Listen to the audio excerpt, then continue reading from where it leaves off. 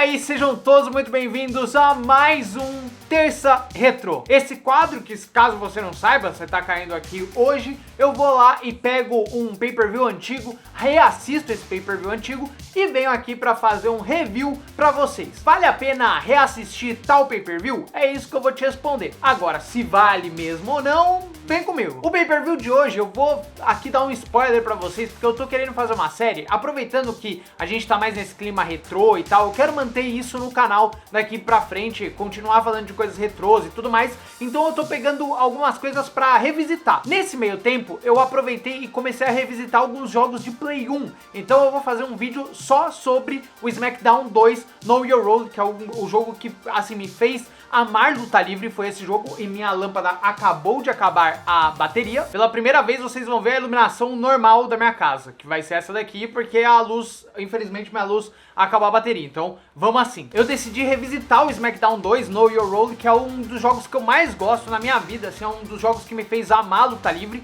e aí eu vou fazer um vídeo sobre ele. Então por conta disso, eu fui revisitar alguns pay-per-views antigos, e aí eu cheguei em um dos pay-per-views que eu mais gosto, que é o WWF Royal Rumble 2000. Eu vou te falar já que é um pay-per-view que não vale a pena ser reassistido, tá? Você já pode terminar o vídeo aqui. Não é um pay-per-view bacana de se ver, mas eu preciso explicar isso primeiro. Eu preciso já falar isso porque realmente não vai ser um pay-per-view muito bom, mas assim, vale a nostalgia. Então já deixa o like aqui embaixo, se inscreve se você é novo por aqui, pra você não perder nenhum dos conteúdos que eu faço. Toda terça tem o Terça Retrô, então já deixa o like, se inscreve pra você não perder o próximo, beleza? E também, obviamente, vai comentando aqui embaixo qual que você quer ver. Eu tô vendo todos que estão colocando, eu tô colocando numa lista e vou fazer todos que estão pedindo, beleza? Então não desiste aí, comenta aqui qual que você quer ver. E obviamente me segue nas redes sociais, tudo Vini Felipe tá aparecendo por aqui embaixo, que é onde a gente pode trocar mais ideia. Demorou? Então sem mais delongas, bora lá, vamos falar sobre o Royal Rumble 2000. A gente tem que falar que 2000 era uma época meio de transição pra WWE. A WWE, que na época era a WWF, já tinha voltado a ter uma certa dominância com a WCW. Então meio que já tava tudo meio que resolvido nessa questão da briga entre as duas. A WCW, de certa forma, já não afetava tanto a WWE como antigamente. Pra quem não sabe, eu acho muito difícil que você não saiba, a WWE teve uma guerra com a WCW ali nos anos 90. Mas em 2000 já tinha meio que tudo ficado meio certo. 2000 também marcava toda a transição para um certo auge ali do The Rock, que tava vindo numa crescente muito boa, já tava se estabelecendo, já tava bastante estabelecido, na verdade, como um grande nome da WWF. Não tem como você pensar na Attitude Era sem pensar também no The Rock. Por mais que ele não seja o grande nome, ele tem que estar ali retratado. Porém, o Royal Rumble em si marcava a ausência de Stone Cold Steve Austin, que foi o grande nome da Attitude Era. E também marcava a ausência de Shawn Michaels, que tinha saído por conta da sua lesão que ele teve nas costas ali por volta de 97. Vale ressaltar que o Shawn Michaels lutou muito tempo lesionado, por isso que ele tirou esse tempo ausente, que inclusive demorou bastante tempo para ele voltar. Existia até boatos de que talvez ele nem voltaria. Sabendo de tudo isso, bora falar sobre esse pay-per-view, que é bem ruim, diga-se de passagem. Nós começamos o pay-per-view com uma luta que foi uma luta extremamente rápida. Em 3 minutos, o Taz ganhou do Kurt Angle numa luta submission. O Kurt Angle nessa época ainda não tinha sido estabelecido de fato na WWE, então ele participava dessas lutas até mais rápidas. Se você for pegar essa época pra ver, você não vai estranhar de ver o Kurt Angle perdendo de uma certa forma muito rápido. E também o Taz era o que tava vindo nessa leva toda, nessa trazida toda nesse primeiro momento da ECW. Então numa luta de apenas 3 minutos, o Taz acabou vencendo e foi isso. É meio estranho você pensar que um nome tão grande da WWE como o Kurt Angle teve momentos como esse, mas demorou, de verdade, demorou pro Kurt Angle começar a engrenar na WWE. Parecia que tanto a WWE quanto ele não sabiam exatamente o que ele ia fazer, e aí ele meio que ficava perdido num limbo de ser um personagem que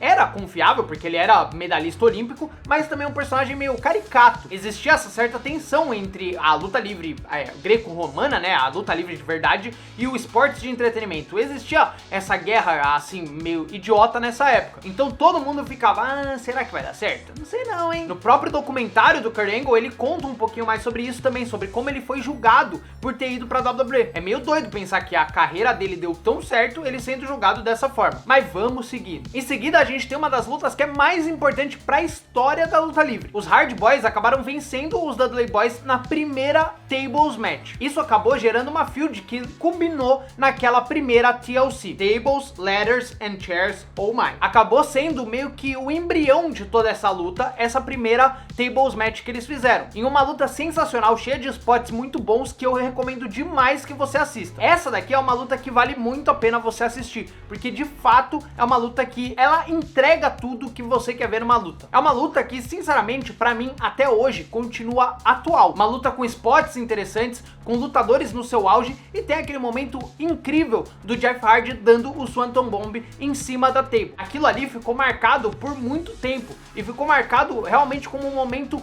muito extremo da WWE, que não era tão extremo assim, vamos ser sinceros. Esse daqui foi o embrião de uma coisa que seria muito grande, e também marcava a ascensão dos Hard Boys nesse cenário. Os Hard Boys e os Dudley Boys foram importantes demais pra luta livre, junto com o Edge e Christian, obviamente. Não é uma luta longa, é uma luta até que curta, mas muito divertida de assistir. E eu tenho certeza que se você assistir hoje, você vai gostar dessa luta. Daí nós fomos pra um momento que provavelmente é esquecido por muitos. A Chyna acabou lutando contra o Chris Jericho e o Hardcore Holly, valendo o Intercontinental Championship. Uma luta que teve impressionantes 7 minutos e que é uma luta divertida. Essa época toda que a WWE queria colocar a Chyna lutando contra os caras e tudo mais, aproveitando de todo o atleticismo e de todo o físico da Chyna, era muito interessante de ver. Eu particularmente gosto bastante dessa ideia de colocar ela como um lutador mesmo, uma lutadora que é invencível e que pode fazer coisas inimagináveis, que foi como ela veio pra WWE. Se você pegar todo esse arco inicial da Chyna, é muito interessante. Pena que depois aconteceu tudo que aconteceu, mas é bem interessante esse momento. Vale ressaltar também de que esse Royal Rumble aqui não tem luta feminina, porque pro Vince McMahon, na época, as mulheres não mereciam estar num show assim, vai entender. Então a gente não tem luta feminina nesse show. Eu não sei se eu falei, mas o Chris Jericho ganhou essa luta, tá? Em 7 minutos, uma luta interessante, divertidinha, e é isso. Em seguida, a gente vai pra New Age Outlaws vencendo o The Acolytes, que era o Bradshaw e o Farouk, né? Que depois viraram uma outra, o APA, né? Depois eles acabam transicionando pra isso. Mas uma luta rápida, 2 minutinhos, assim, é isso e vida que segue e bola pra frente. Essa época a WWE focava muito em tags, vocês podem ver aqui, né? Tinha muitas facções na WWE, tinha muita gente se envolvendo com o outro.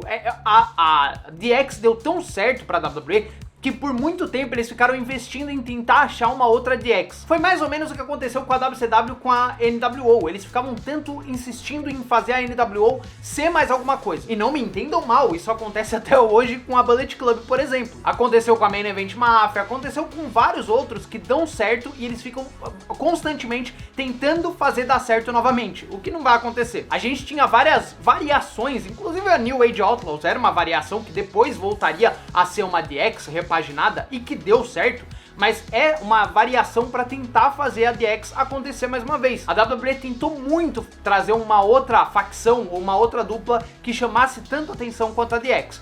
Nunca rolou, talvez porque a DX é um momento único. Em seguida nós vamos para a luta mais emblemática e a melhor luta desse show, também quase a última, mas a luta que é mais reconhecida desse show. Triple H venceu o Cactus Jack numa Street Fight pelo título da WWF. Eu vou fazer um vídeo falando só sobre toda a carreira do Triple H, porque eu acho ela deveras interessante. É um dos meus lutadores favoritos justamente por isso. O Triple H acabou sendo rechaçado por tudo que aconteceu com o The Clique, né? Por eles quebrarem a kayfabe. Eu vou explicar melhor em outro vídeo, mas dá uma procurada que é uma história bem interessante. Por conta disso, ele foi rebaixado pro mid-card e até mesmo pra ser jobber de vários lutadores que acabaram não dando em nada. Até que um belo dia o Shawn Michaels pegou e falou: gente, eu vou ter que me ausentar, o único que pode fazer alguma coisa é o Triple H, o cara é bom, vocês que estão ferrando ele. E aí o Vince McMahon não teve mais o que fazer senão dar oportunidade pro Triple H, falou: meu amigo, vamos lá, vamos fazer alguma coisa. E aí realmente o Triple H fez o nome dele, conseguiu transformar ele de ser apenas um acompanhante e um ajudante do Shawn Michaels em se tornar realmente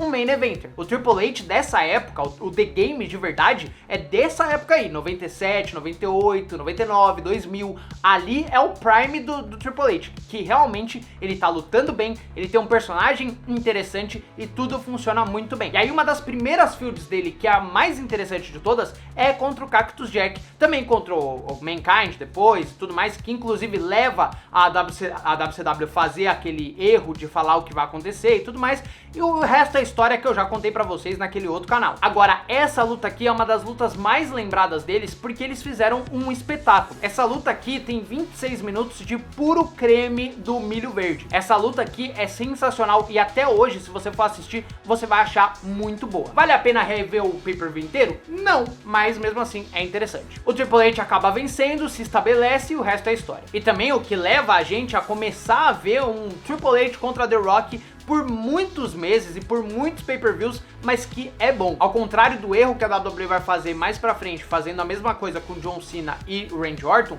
nesse caso aqui eles entregam lutas muito boas. E aí nós vamos para o nosso main event, exatamente, é isso mesmo, meus amigos, Royal Rumble Match. Essa Royal Rumble tem algumas peculiaridades, ela não é boa, mas ela é divertida. Sem dúvidas, ela é uma das Royal Rumbles que eu mais gosto de assistir. Sempre que eu penso em assistir uma Royal Rumble antiga, eu vou na de 2000 porque ela é divertida. Eu posso dizer alguns momentos, eu vou destacar alguns momentos que pra mim vale você rever essa Royal Rumble. Eu vou logo dizer o principal. Acaba a Royal Rumble com o The Rock eliminando o Big Show. O Big Show, inclusive, que não era muito acreditado pela WWE. Pra quem não sabe, o Big Show, quando ele foi contratado pela WWE, quando ele sai da WCW e vai pra WWE, a WWE colocou ele num território de desenvolvimento, porque achava que ele não seria um lutador muito bom, tá ligado? Então, quando ele volta, a WWE ainda tá nessa de tipo, vamos ver o que vai acontecer, tipo, se pá nem dê certo. E aí, nesse Royal Rumble, é meio que a consagração, assim, de beleza, Big Show, a gente tá acreditando um pouquinho em você. E ele fica até o final com The Rock, até que o The Rock consegue eliminar ele, meio que dando uma Hurricane Run, meio estranho, aquela eliminação um tanto quanto estranha, mas ele consegue eliminar e ganha a Royal Rumble. É muito doido, porque isso não é muito falado, mas o The Rock já ganhou uma Royal Rumble. Agora, os momentos mais legais dessa Royal Rumble são os seguintes. O primeiro grande momento que todo mundo se lembra é o Taka Michinoku perdendo os dentes. Ele acabou ficando preso nas ropes quando ele tomou um soco e caiu. Ele caiu meio errado. E por conta da queda dele, ele bate a cara no chão e perde um dente. Ele realmente perdeu o dente naquele momento. E aquilo ficou sendo reprisado ao longo da Royal Rumble inteira. Aparentemente, o Vince McMahon viu que ele tinha perdido o dente e decidiu tirar um sarro, de alguma forma, sobre isso. Outro momento muito bom e muito interessante é quando a Too Cool fica junto no ringue. Começa com dois integrantes, que é o Scotty 2 Hotty e o Rikishi. E aí eles ficam meio que numa tensão assim, até que entra o Grandmaster Sexy, que inclusive eu fiz um vídeo sobre ele, muito bom, que tá por aqui, e apazigua tudo fazendo eles dançarem. Esse momento que eles dançam é um momento tão importante que a WWE usou isso por muito tempo. Várias peças publicitárias, inclusive da Too Cool,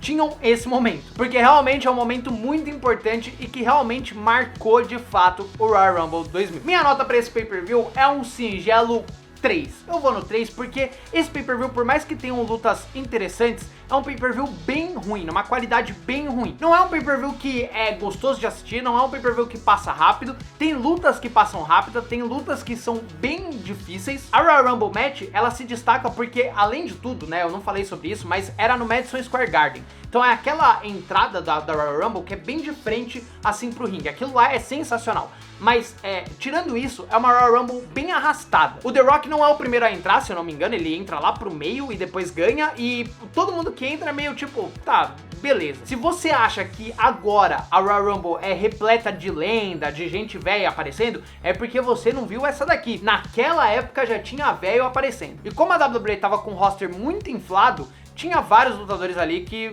tanto faz. Tinham lutadores muito bons que você vai sentir uma certa nostalgia. Pelo menos eu sinto uma certa nostalgia. Mas mesmo assim, não salva. Então uma nota 3 eu acho que tá de ótimo tamanho. Se você lembra do pay-per-view ou vai assistir, assiste lá, depois volta e deixa sua nota aqui embaixo, que eu quero saber o que você achou sobre esse pay-per-view. E obviamente, deixa o like aqui embaixo, se inscreve no canal se você é novo por aqui, pra você não perder nenhum dos conteúdos que eu faço e também ajudar muito esse conteúdo a chegar pra mais pessoas. Deixa o like aqui, pô, é de graça pra você e ajuda demais esse canalzinho aqui que vos fala. E me segue nas redes sociais, tudo Vini Felipe tá aparecendo por aqui, que é onde a gente pode trocar mais ideia. Belezinha? E no mais é isso, tamo junto, é nóis e tchau!